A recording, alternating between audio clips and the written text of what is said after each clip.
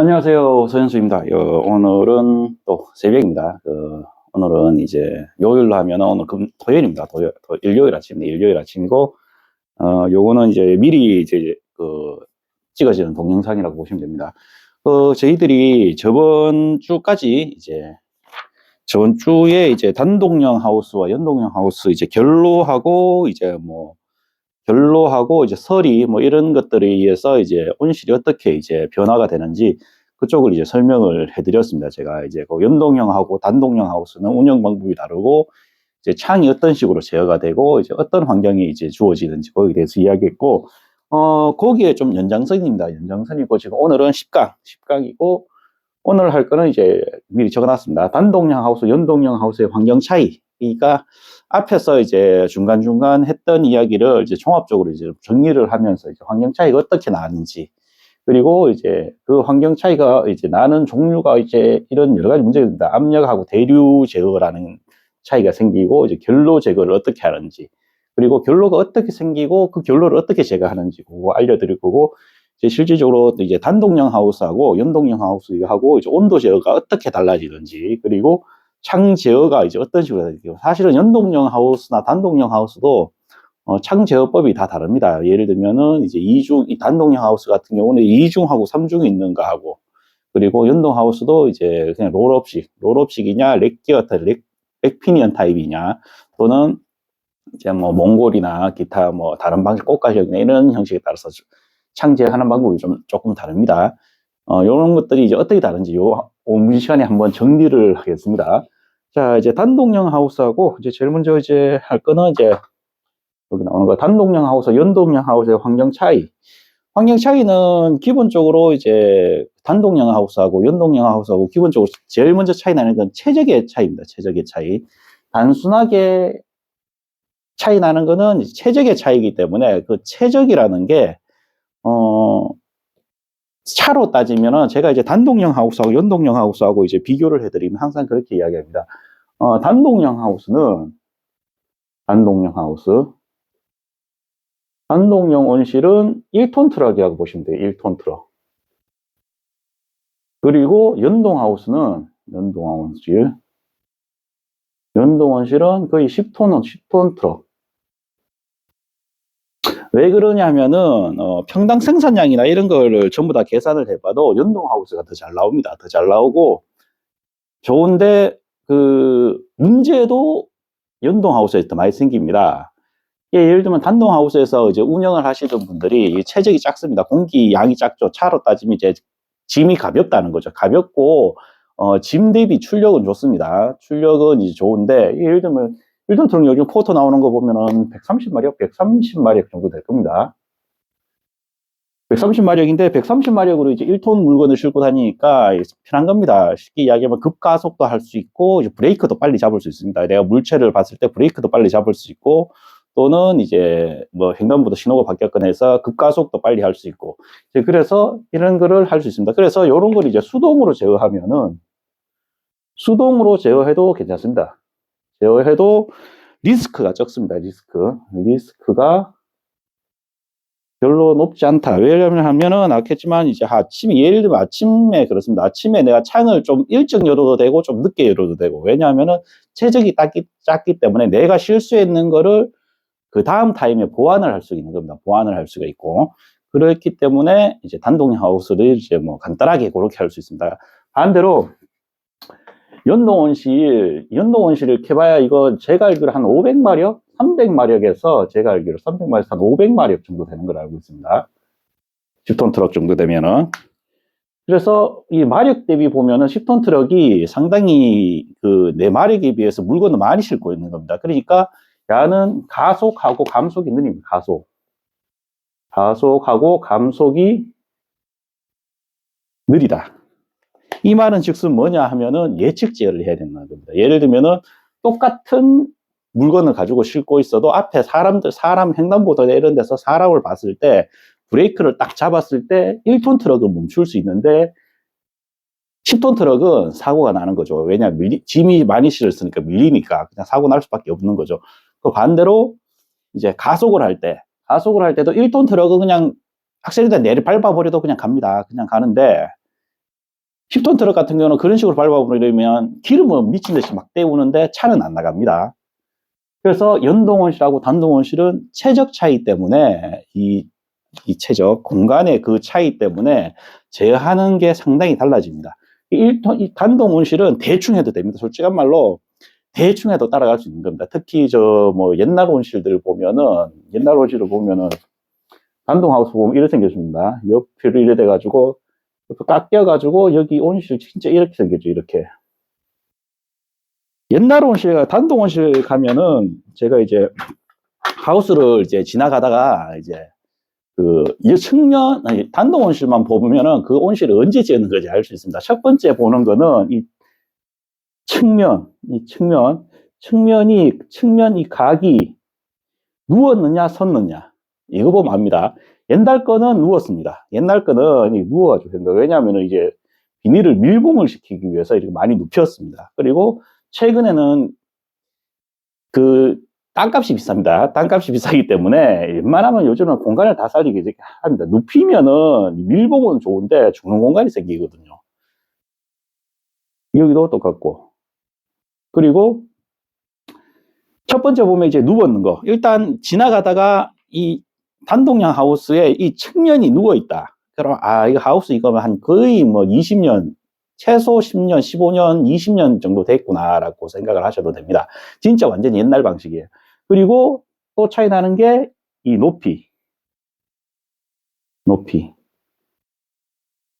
높이가 높으냐 낮으냐 측고가. 그래서 옛날 온실들은 전부 다 측고를 낮췄습니다. 왜냐하면 난방을 하려니까 이 공간이 있지만 내가 운전을 못합니다. 운전을 못하면 경찰을 타라고 이야기하죠. 왜냐하면 브레이크라도 빨리 밟을 수 있고 뭐 골목길도 갈 수 있고 해서 똑같습니다. 온실도 옛날에 기술이 없을 때는 옛날에 우리가 이제 그 온실 제어 기술이나 이런 게 이제 정확하게 정립이 안 돼 있고 이제 보조 장비들이 이런 게 없을 거고 뭐 손으로 돌리고 막 그랬죠. 그때는 최적이 하우스가 작은 게 유리했는 게 맞습니다. 왜냐하면은 이 환경 변화에 이런 거에 내가 몸으로 따라야 되기 때문에 자동 제어가 아니고 몸으로 따라가야 되는 거다 보니까 이 측고도 최대한 옆으로 눕히고 밀봉을 시켜야 되니까 밀봉시켜 옆으로 눕히고 높이도 최대한 낮춥니다.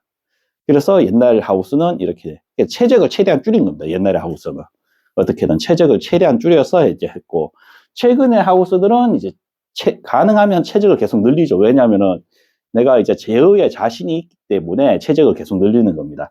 그래서 연동 하우스도 옛날에는 측고가 낮았습니다. 옛날 하우스는 이 하우스 보면은 연동원실 보면 이렇게 짓는데 이 측고라 하면은 기둥에서 이 아치까지 높이 이게 측고라고 이야기합니다. 측면 높이죠. 쉽게 이야기하면 측고라고 이야기하는데 옛날에는 그 한 20년 전에 우리나라 이제 옛날 20년 전만 해도 화훼 온실이 돈이 제일 많았습니다. 이제 돈이 제일 많다 보니까 그때는 이제 화훼 할 때도 측고를 낮추는 최대한 낮췄습니다. 심지어 제가 진짜 낮게 받는 거는 옛날에 1.5m까지 받습니다. 1.5m. 측고 1.5m 해도 요 사이는 여기는 이제 뭐 한 2.5m 정도 될 거니까 2.5m까지 2.3m 정도 이래야 될 건데 2m 이상 나오니까 이 중간에 다니고 이 여기는 그 1.5m밖에 안 나왔었거든요. 왜냐하면은 내가 제어에 자신 없고 이 공간을 최적을 최대한 줄여야 되기 때문에 옛날에는 그렇게 했습니다. 연동온실도 옛날에는 그러다가 이제 이 측고가 낮고 이러니까 이제 내가 이제 가볍게 이렇게 뭐 할 수도 있는데 사고는 잘 안 나는데 자잘하게 힘들죠. 쉽게 운행할 때 차로 따지면 이제 경차가 이제 운영도 편하고 다 좋은데 불편하죠. 차를 타면은 이제 뭐 장거리를 가거나 이래야 되는데 내 몸이 불편하고 뭐 찌부둥하고 이렇죠. 작물도 똑같습니다. 작물도 좁은 공간에서 키우면 습도나 이런 변폭이 너무 심하기 때문에 스트레스를 받습니다. 작물도. 사람이 경차를 타고 장거리를 가는 거하고 똑같이.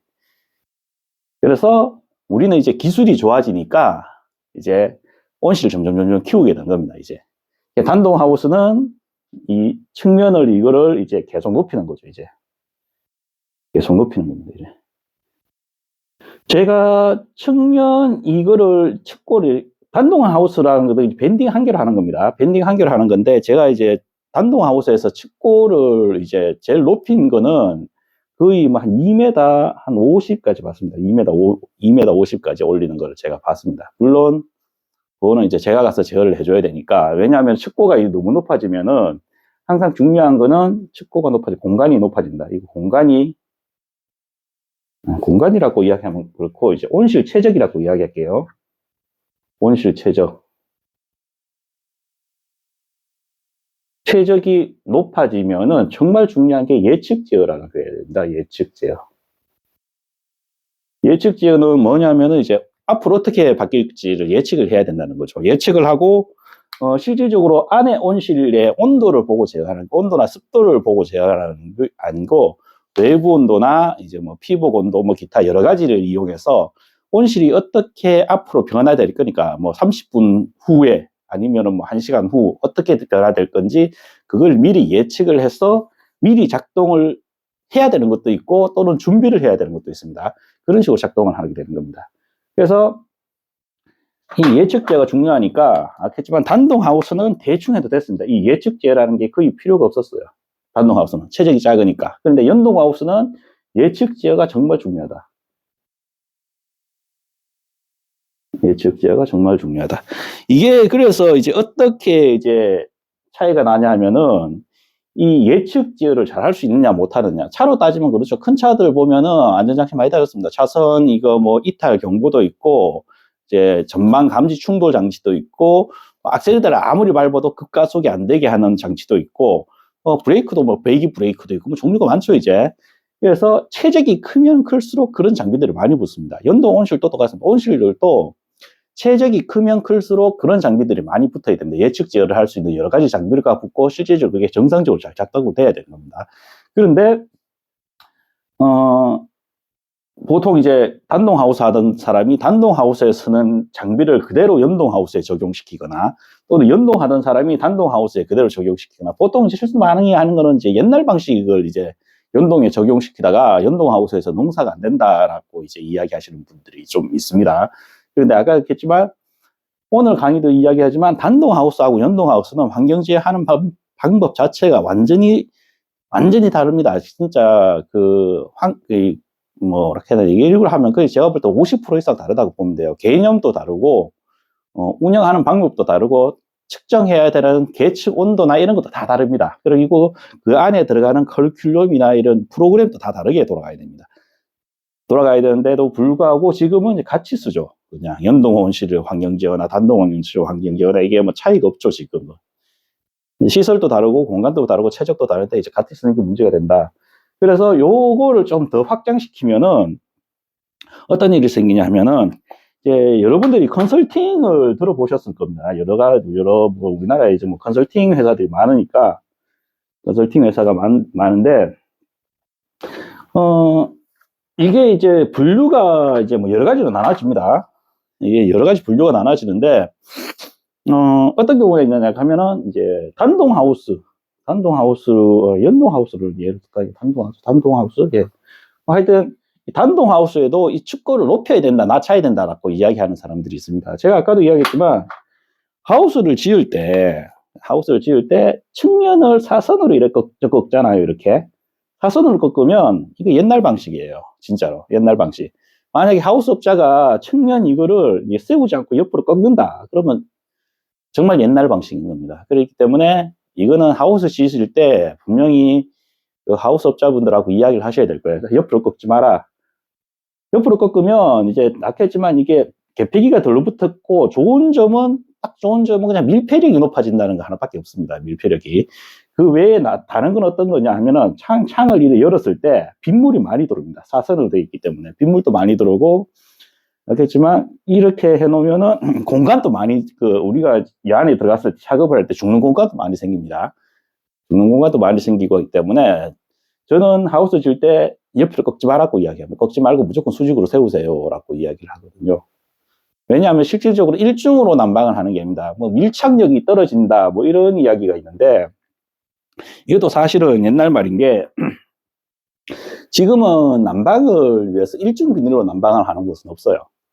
최소한 난방을 하려고 하면 일중 비닐에 이중 비닐 넣고 거기다 수막까지 쓰고, 그리고 그 안에 다격까지 넣습니다.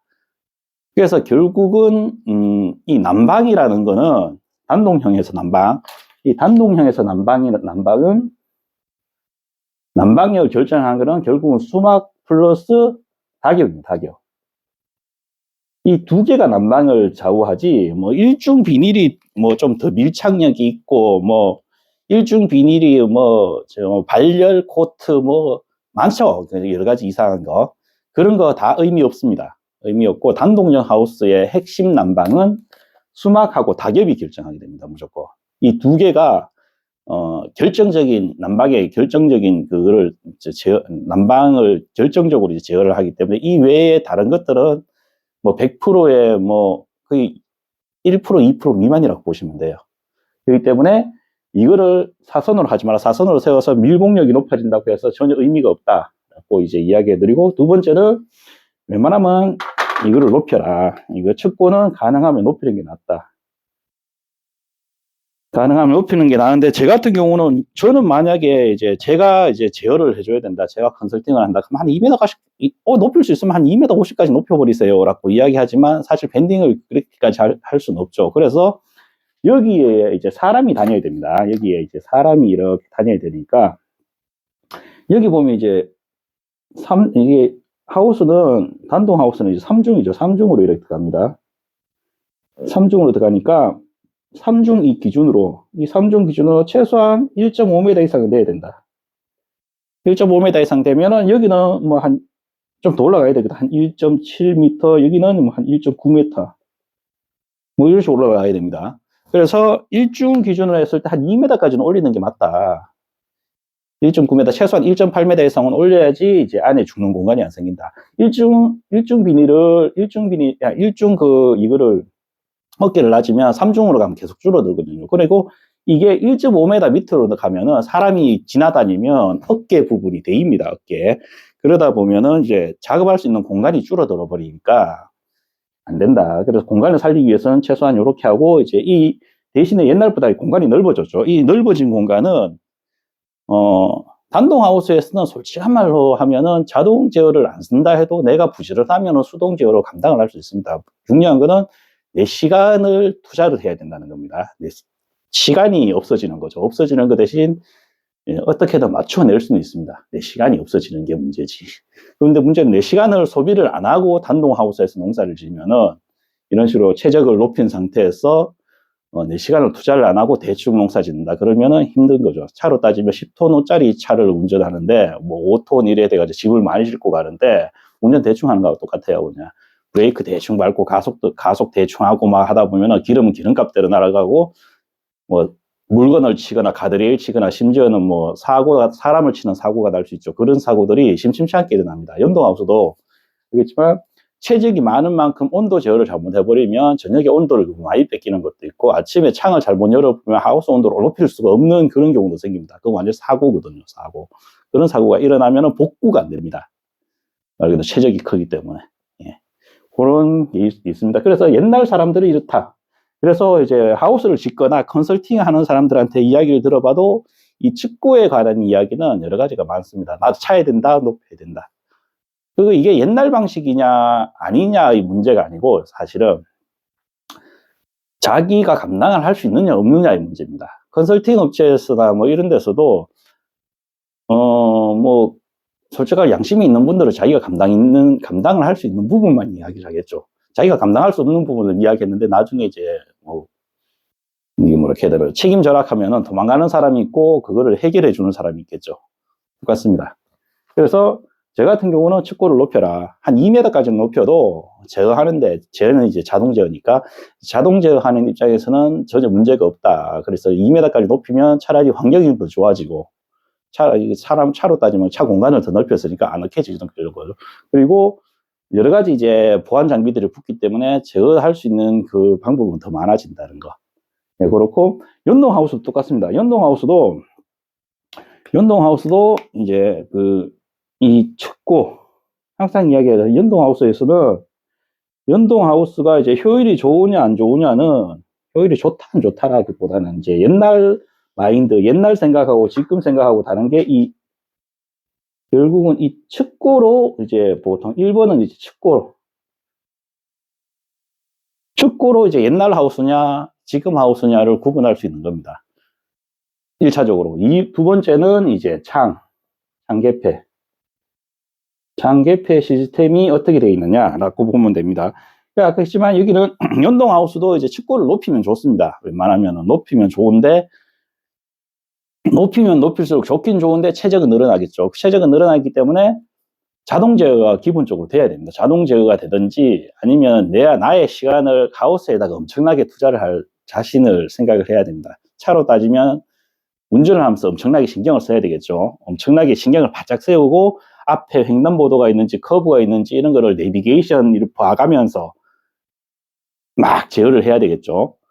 그런 식으로 해야 되지. 연동하우스도 한번 뻗어지면 최적이 이제 이 축구가 높아지면은 축구가 높아질수록 최적이 넓어지기 때문에 한번 삐끗해버리면 한 번이 예를 들면 창을 잘못 닫아서 1도만 날려버려도 복구가 불가능할 정도로 엄청나게 데미지를 입는 거거든요. 아침에 창을 열 때도 그렇고 저녁에 창을 닫을 때도 그렇고 스크린 열거나 닫을 때 한 1, 2도만 삐끗해버려도 그날 진짜 한 농담 조금 보태면 한 돈 100만 원 날린다고 보시면 돼요. 그냥 난방비나 뭐 재배 환경이나 이런 여러 가지들 문제로 인해서 그냥 이 1도 뻐끗할 때마다 그냥 몇십만 원이 그냥 막 없어지는 겁니다.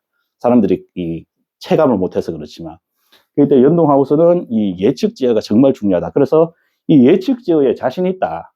이 예측 제어를 하고 나는 이 큰 체적을 정확하게 운영할 장비도 있고 자신도 있다 하면은 척고를 높입니다. 척고를 높이고, 옛날 방식대로 이제 그 사람들이 옛날 이제 운영 방식대로 했던 사람들은, 약했지만 자동 제어가 옛날에는 상당히 약했습니다. 약하고 이제 뭐 좀 이제 예측 제어도 잘 못하고 이제 그런 것도 있었으니까 이 물건을 높이면 물건을 최적을 크게 하면 척고를 높여서 최적을 크게 하면 사고가 난다라고 이야기하시는 분들도 있습니다. 그거는 이제 옛날 방식이죠. 옛날 방식이고, 그래서 이 옛날 방식하고 지금 방식해서 옛날 방식이 나쁘다는 게 아닙니다. 절대로.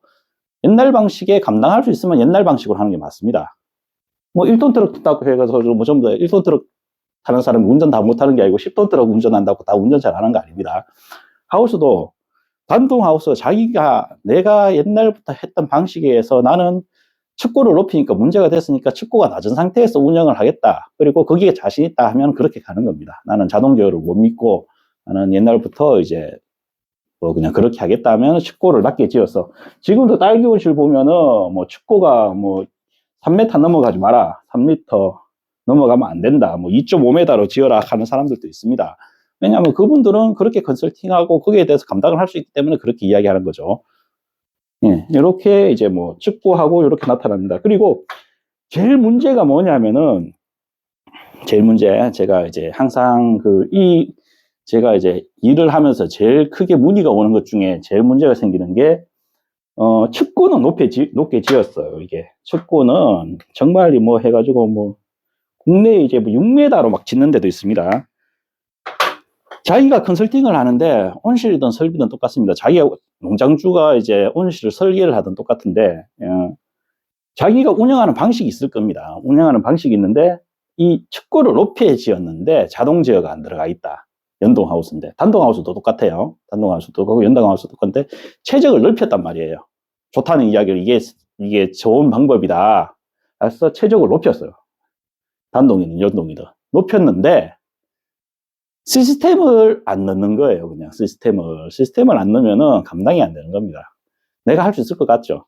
최적을 높였는데 거기에 대해서 내가 운영을 할 것 같죠. 10톤 트럭 운전하는데 사람들이 나는 신경을 바짝 써가지고 운전을 할 수 있을 것 같죠. 아닙니다. 사람이라는 거는 항상 실수를 하게 됩니다.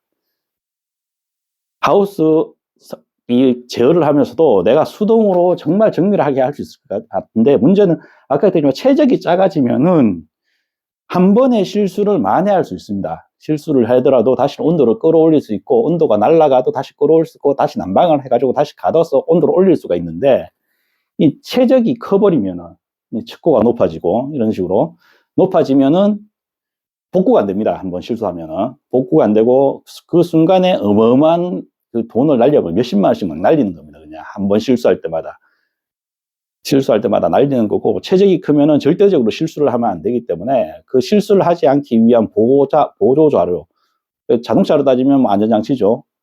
환경제어나 그런 것들을 잘 넣어야 되는 겁니다. 최악의 경우가 농장주가 습고를 높인, 그러니까 연동하우스인데 자동 제어가 안 된다. 이거 문제가 있는 거거든요. 농사 안 됩니다. 그거는 단동하우스하고 연동하우스는 아까 그랬지만 최적 차이가 너무 크기 때문에 단동하우스는 수동으로 제어해도 어떻게든 갑니다.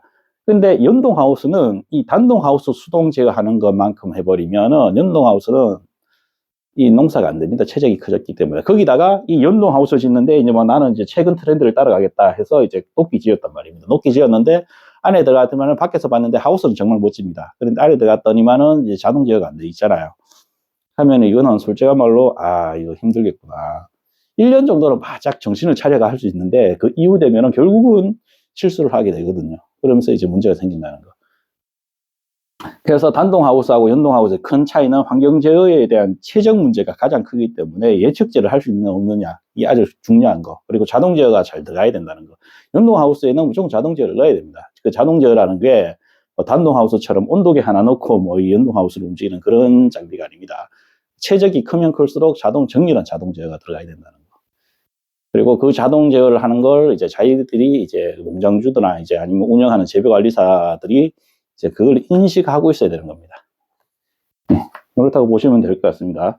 그래서 환경 차이는 요렇고, 요거 이제 압력과 대류 제어, 요거는 이제 제가 설명해 드렸죠. 이제 좀 전에 설명했었듯이 연동하우스에서는 이제 연동하우스 여기다 하나 더 그릴게요.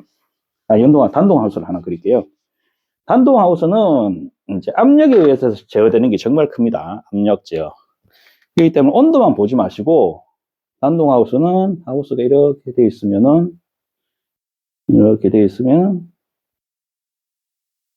이 공간을 이 창을 열면 측면에서 들어갑니다. 측면에서 항상 들어가기 때문에 이 측면에서 공기가 들어갑니다.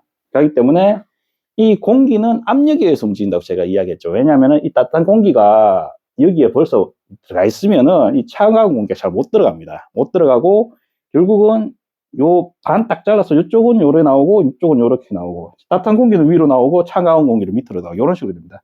그런데 문제는 이렇게 되면은 이제 배드 높이나 이런 것 때문에 이 차가운 공기가 다이렉트로 너무 빨리 들어갑니다. 작물이 여기 있으면 바로 옆에 그냥 거의 뭐 한 30cm 그 정도 돼가지고 바로 이 사고가 나고 이렇게 하면은 이 차가운 공기가 이 작물에 들어붙잖아요. 작물에 들어붙으면서 이 작물 자체의 온도가 떨어집니다. 온도가 떨어지고 나중에 이 또 착이 닫았을 때 만약에 이게 찬바람을 맞으면 어떤 현상이 생기냐면은 그 사람들이 이게 찬바람을 맞으면 건조해진다고 이야기하죠. 이게 맞는 말일 수도 있고 틀린 말일 수도 있습니다. 이게 왜 그러냐면은 시간이 이제 28분 되는. 요거는 압력 제어하고 대류 제어를 조금 나중에 하고, 제가 작물이 찬바람을 맞으면 어떤 현상이 생기는지 제가 설명을 한번 해드릴게요. 사람들이 이제 찬바람을 맞으면 건조해진다 하는데 그게 맞는 말이고 또는 틀린 말일 수도 있다는 게 왜 그런지 조금 설명해 드릴게요. 그래서 오늘은 한 10분 정도 더 연장을 해서 그 이유를 또 해서 이제 설명해 드리겠습니다. 예를 들면은 이렇게 작물이 있어요. 여기에 작물이 이렇게 있고 단동하우스. 작물이 너무 멀리 있네요. 이렇게 가까이 있는데 여기다 하나 또. 창을 이렇게 열었는데 여기서 찬바람을 맞았어요. 찬바람. 자, 찬바람을 맞으면 어떻게 되냐? 첫 번째는 이 차가운 바람은 절대 습도가 낮습니다. 그래서 찬바람이 이제 온도가 올라갑니다. 온도가 올라가면서 이제 위에 습을 먹어버리죠. 습을 먹어버리니까 1차적으로 환경은 건조해지는 거 맞아요. 환경은 건조해졌어요. 왜냐하면 찬바람 딱 하니까 찬바람이 들어가면서 온실 안에 따뜻한 공기가 모이면서 따뜻한 공기는 습을 먹고 나갔으니까 찬바람이 다시 들어와서 이 안에 있는 습을 먹어버리는 겁니다. 먹어버리니까 1차적으로 환경은 건조해지는 게 맞는데, 두 번째 문제는 뭐냐면 찬바람을 맞고 난 다음에 여기 있는 이 작물들이 노출이 된대요. 찬 기운에 노출이 되죠. 그러면 이 작물은 온도가 떨어집니다. 작물 온도도 떨어집니다. 작물 온도도 하강을 하게 되죠. 옆에 찬바람을 맞았으니까. 그러고 난 다음에 창을 제거하다 보니까 이제 변온이나 이런 걸 해서 이제 하우스 온도를 높인단 말이에요. 닫아가지고. 자, 하우스 온도를 높이죠. 어떻게 될 것 같아요? 하우스 온도가 올라가요. 환경적인 온도가. 근데 문제는 찬바람, 창문을 맞은 찬바람은 온도가 상대적으로 좀 떨어져 있죠, 지금. 예, 제가 저번에도 이야기했지만 따뜻한 공간에 차가운 물질. 따뜻한 공간. 탄 공간. 그리고 차가운 물질. 물체. 그러면 차가운 물체에 결로가 만들어집니다. 결로. 그래서 내가 만약에 이 작물의 결로, 대낮에도 결로가 만들어지는 이유가 내가 창을 열어놨단 말이에요. 창을 열었는데 이 작물이 장기간 이 중간에 온도계를 갖다 놓다 보니까 이 중간에 온도계를 갖다 놨겠죠. 이렇게 갖다 놓다 보니까 이 작물이 찬바람이 계속 노출이 되어 있는 겁니다. 특히 이제 북쪽인 경우가 더 심하겠죠. 그늘에서 이제 찬바람이 계속 영향을 받다 보니까 이 작물 온도는 상대적으로 떨어져 있는 겁니다. 이 내부보다 상당히 떨어져 있는데 그 변온계나 뭐 이런 거 내가 아니면 수동으로 제어할 수도 있죠. 낮에 해 좋으니까 이제 온도 올려야 되겠다 하고 이제 창을 닫아버린 겁니다. 이렇게 닫아버리면 아겠지만 작물은 상대적으로 찬바람을 맞았기 때문에 찬바람이 계속 노출되어 있었기 때문에 이 작물은 차가운 겁니다. 차가운데 창이 닫혔죠. 이제 닫혔으니까 하우스 온도로 올라가겠죠. 올라가는데 이 작물 온도로 못 올라가는 거예요. 그러면서 결로가 생깁니다. 이쪽에 대기는 건조해졌는데 작물은 결로가 생긴다. 하우스는 습도가 창을 닫으면 무조건 올라가게 돼 있어요. 왜냐하면 광합성을 하기 때문에. 광합성을 안 해도 이 지열이라는 게 올라오면서 이제 뭐 토경이나 이런 데서 이제 증발을 하기 때문에 하우스는 창을 닫으면 무조건 습도가 올라가게 돼 있습니다. 무조건. 내가 아무리 건조한 상태에서도 진짜 아무리 뭐 습도가 20% 30%라고 해도 창을 닫는 순간에 습도는 미친 듯이 올라갑니다. 미친 듯이 올라가고 그 포화 진짜 올라갈 수 있는데 올라갑니다. 진짜 이 흡수할 수 있는 만큼 흡수했다가 결국은 제일 차가운 곳에 달라붙기 시작합니다. 더 이상 흡수를 못하면은 그걸 뱉어내야 되니까 그때 되면 제일 차가운 물질에 달라붙거든요. 그래서 이 찬바람을 맞은 작물은 건조해지는 것도 맞는데 반대로 습해지는 것도 맞다. 시간이 지나면은 1차적으로는 건조해지는 거. 두 번째는 결국은 그 환경적인 요건에서 이제 결로가 생긴다는 거. 이거 외에도 이제 뭐 다른 방법도 있어요. 다른 그 연동하우스에 생기는 문제들도 있습니다. 그리고 그 요즘에 이제 난로 이제 많이 쓰죠. 난로. 누가 이야기했습니다. 그 옛날에. 요거는 제가 하려는 요거는 동영상이 지금 30분 넘어갔으니까 그 10강인데 10강 플러스에서 10강 플러스 이제 보일러와 수막, 습도차. 지금 추워져서 요거 이제 많이 생각하고 계시죠. 보일러도 해야 되고, 수막도 해야 되고, 요거 어떻게 돼야 되는지, 요거 좀 짧게 자르고, 이제 다음 시간에 요거 바로 연장해서 10강 플러스예요. 10강 플러스로 해서 설명을 드리겠습니다. 일단 동영상은 여기서 커트 하겠습니다. 네, 요거 다음 동영상은 또 다음에 한번 올려드릴게요. 짧게 올라가려면 설명하다 보면 또 길어질 수가 있으니까. 예, 오늘 동영상은 이렇게 마치도록 하겠습니다. 네, 감사합니다.